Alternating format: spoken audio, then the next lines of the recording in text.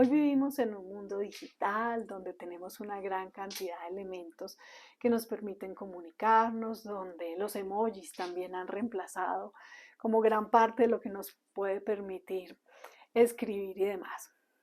Y hacía yo este gesto porque fíjense cómo desde nuestro cerebro, ya cuando pensamos en escribir, no pensamos tanto en estar escribiendo a mano, sino como que ya pensamos en teclear. O sea, ya hasta nuestro cerebro lo ha incorporado dentro de ese lenguaje gestual como algo automático. Escribir es sinónimo de teclear. Definitivamente son herramientas muy útiles, maravillosas, y para los que tenemos letra horrible, pues ni se diga. Esto nos ayuda mucho a poder entendernos mejor y transmitir mejor.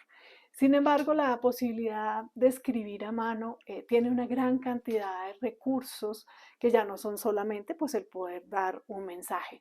También esto va a funcionar a nivel de nuestro cerebro, estimulando la creatividad, manejando todo el proceso de conexión de las neuronas, porque fíjense que para escribir estamos haciendo toda la coordinación ojo-mano, movimiento, traer la idea, pensar cómo vamos a poner cada letra y que sea legible y que se pueda transmitir una idea.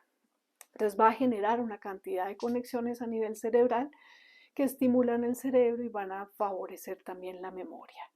De, este mismo, de esta misma manera, pues también la sacar las ideas y como el poderlas concretar a través de este movimiento de la mano es que se estimulan también áreas de la creatividad. El escribir también nos va a permitir sacar como más fácil las emociones, porque el proceso de escribir a nivel del cerebro escribir a mano tiene una vía diferente pues a la que estamos haciendo cuando estamos tecleando. Por eso para muchas personas el llevar diarios o el escribir los proyectos o el escribir como los planes, las tareas del día, hacerlo a mano les funciona mucho más, lo graban mucho más y tiene como un estímulo mayor. No perdamos entonces toda esa posibilidad de seguir escribiendo a mano, de seguir comunicándonos con estas notas o cartas o posibilidades de escritos a la vieja usanza, porque esto nos va a ayudar a mantenernos mucho mejor, sobre todo conservando mucho más toda esa posibilidad de las sinapsis cerebrales. Soy Vicky Pérez, médico psiquiatra. Que tengas un lindo día en armonía.